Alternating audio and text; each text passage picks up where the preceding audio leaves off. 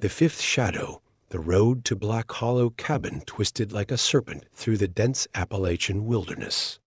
The sky, once a dull shade of blue, had darkened to a heavy gray, and the cold breath of evening rolled through the valleys. A thick fog clung to the trees, swallowing the headlights of the black 2012 Jeep Grand Cherokee as it crept along the cracked asphalt. Inside the car, four friends sat in tense silence, the hum of the tires and the occasional flicker of static from the radio, the only sounds.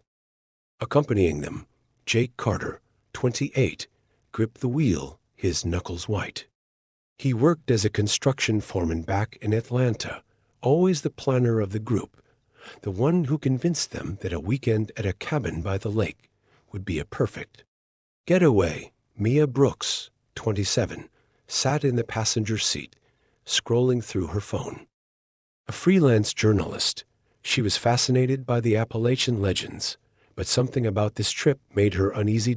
In the back, Eric Dawson, 29, the laid-back bartender, leaned against the window, earbuds in. Beside him, his younger sister, Hannah, 25, fidgeted with the strap of her backpack. She was the quiet one, a photographer, drawn to the beauty of forgotten places. The service is shit out here, Mia muttered, shaking her phone. That's the whole point, Jake smirked, eyes on the road. Disconnect for the weekend. Enjoy the fresh air, Eric snorted. Fresh air, my ass. Ever heard the stories about this place? People go missing out here all the time. Mia perked up. Actually, the Appalachian Mountains are one of the most haunted places in America. Hundreds of disappearances. Some people say it's the terrain. Others say it's something else. Hannah finally spoke, her voice soft. Like what? Mia hesitated. Legends say there are things in these woods that aren't human shapeshifters. Creatures that look like people, but aren't. Eric chuckled. Oh, come on. You believe that shit? Jake shook his head. Jesus, Mia? Can we not do this before we even get there? Mia only shrugged, a small smirk playing on her lips. But deep down, something gnawed at her gut.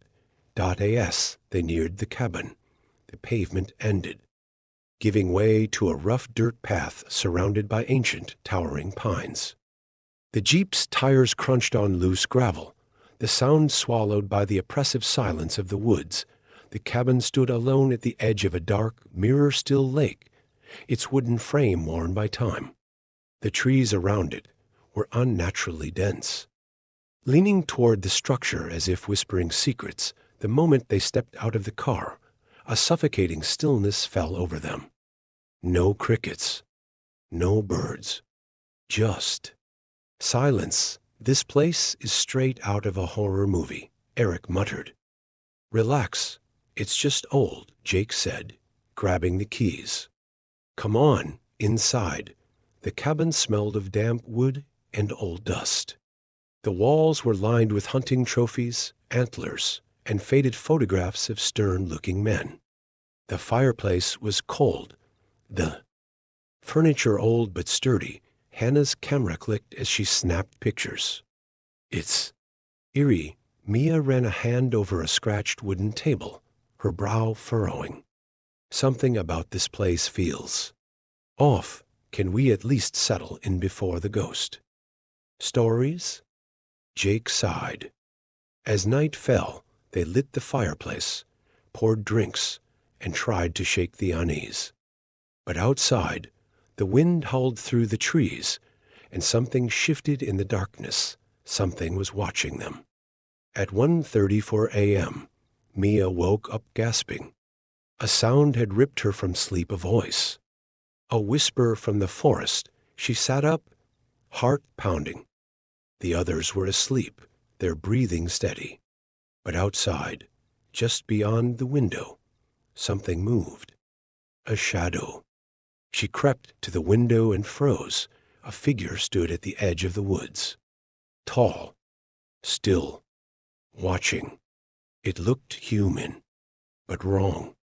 Its arms were too long, its head tilted at an unnatural angle. Then, in a voice identical to Jake's, it called out, "Mia, come outside." Her stomach twisted. Jake was asleep behind her. She stumbled back, breath hitching. Then a loud knock. At the door. Bang, bang, bang. Mia's hands shook as she backed away. Another voice, Eric's this time. But he was still asleep too. "Mia, let me in." The knocking grew frantic. She scrambled for Jake, shaking him awake. "Jake, Jake, wake. Up." He groaned, rubbing his eyes. "Mia, what the hell?" Bang, bang, bang. "Something's outside," she whispered. The others stirred. Eric groaned. Hannah sat up, rubbing her eyes. "What's going on?" The knocking stopped. Then, laughter. Low, distorted. Mocking. Mia's skin prickled. It sounded like, "You, Jake?" Jake's face paled. "What?" Eric moved toward the window, squinting outside. "There's nothing there." Hannah clutched her camera, whispering, "We need to leave." Jake shook his head. "It's probably some drunk asshole messing with us." Mia met his eyes. "Then why did it sound like you?" No one had an answer. The next morning, the forest felt different. Mia could sense it before she even stepped outside. The air felt heavier, thick with something she couldn't name. The silence was unnatural. No rustling leaves, no distant chirping birds. Just stillness. Jake and Eric were outside already, standing by the edge of the lake, staring at something in the muddy shore. Hannah walked out beside Mia, still groggy from lack of sleep. "What are they looking at?" She mumbled. Mia followed her brother's gaze and felt her stomach drop. Footprints. They started from the tree line and led directly to the cabin. Only. They weren't normal footprints. They were too long. The toes, if that's what they were, dug deep into the mud, unnaturally spread out, as if something had crawled on all fours and then stood up. But what made Mia's skin crawl was the fact that the tracks led to the cabin. But there were no footprints leading away. Something had come inside. Mia took a shaky step back. "That wasn't one of us." Jake turned, rubbing the back of his neck. He looked exhausted. "It's probably just, don't say a bear, dude," Eric muttered, his usual carefree tone completely gone. Hannah raised her camera and snapped a picture. The click of the shutter sounded deafening in the unnatural quiet. "Maybe we should leave," she whispered. Eric scoffed. "Oh, now you want to leave?" "We paid for the whole weekend." Mia glared at him. "Eric, this isn't normal." Eric sighed, running a hand through his hair. "Look, I get it. Last night was weird. But we probably just freaked ourselves out, right? We're sleep-deprived, paranoid.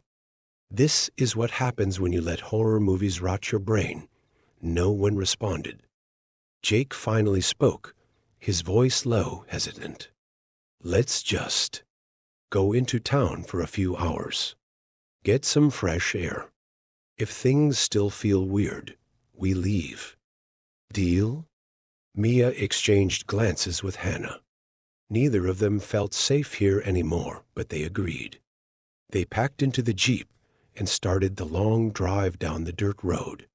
The deeper they went, the thicker the fog became, swallowing the trees.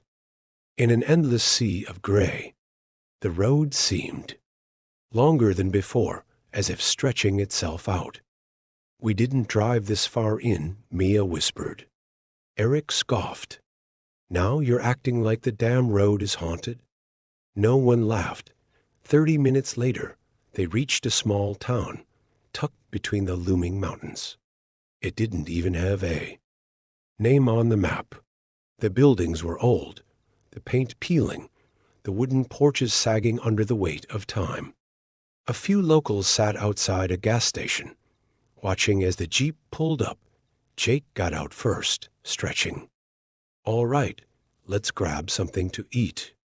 Maybe ask around about the cabin." Mia hesitated. Watching the locals, they weren't just staring at them. They looked concerned. She stepped forward, clearing her throat. "Excuse me, we're renting a cabin up near Black Hollow Lake." The old man sitting on the porch slowly took his cigarette from his lips. His eyes were sunken, his face etched with something like pity. "You shouldn't be up there," he muttered. A younger woman beside him, maybe in her 30s, shifted uncomfortably. "You saw it, didn't you?" Mia's heart skipped a beat. "Saw what?" The woman's voice lowered. "The things that look like us." A chill rushed down Mia's spine. Eric laughed awkwardly. "Okay, yeah, no, we're not doing this creepy local bullshit." The old man took a slow drag from his cigarette. "You should leave before nightfall." Mia turned to Jake. "I'm done. I'm not staying another night." Jake looked between the silent locals and the terrified expression on Mia's face. Then he nodded. "All right. We're leaving." They piled back into the Jeep, gravel crunching under the tires as they pulled out of town. The fog was thicker now. The road stretched longer than before, as if it didn't want them to leave. By the time they reached the cabin, the sun was setting. "Let's grab our stuff and go," Jake said, voice firm. Mia nodded, hurrying inside. The air felt colder, pressing, in like unseen hands. Hannah was in the bedroom packing when she heard it. A whisper, "Hannah, come outside." She froze, her fingers gripping the fabric of her bag. It was Mia's voice, but Mia was inside. Slowly, Hannah turned toward the window. A figure stood at the edge of the trees. Tall, still. It had her face. Her face. The thing smiled. "Hannah, it's okay. It's safe." A choking terror rose in her throat.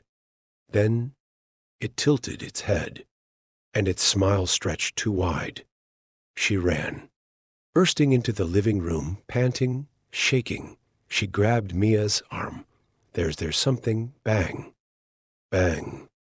Bang. The door rattled violently. Jake grabbed a knife from the kitchen. Eric stood frozen. "Let me in." It was Jake's voice, but Jake was right beside them. The doorknob twisted. Hannah screamed. Mia grabbed her brother's arm. "We have to go now." Jake flung the door open and saw himself standing there. The copy of him grinned. Jake slammed the door shut. "Get to the car." They ran through the woods. Branches clawed at their faces. The whispers followed them. The footsteps. Too many. They reached the Jeep. Mia fumbled the keys. The copies stepped from the trees, watching, grinning. Mia turned the key. The engine roared to life. A hand slapped the window. Mia floored it. The last thing she saw in the rearview mirror was herself, smiling and whispering, "Come back soon." They never spoke about it after that. They left the cabin, left the Appalachian forest behind.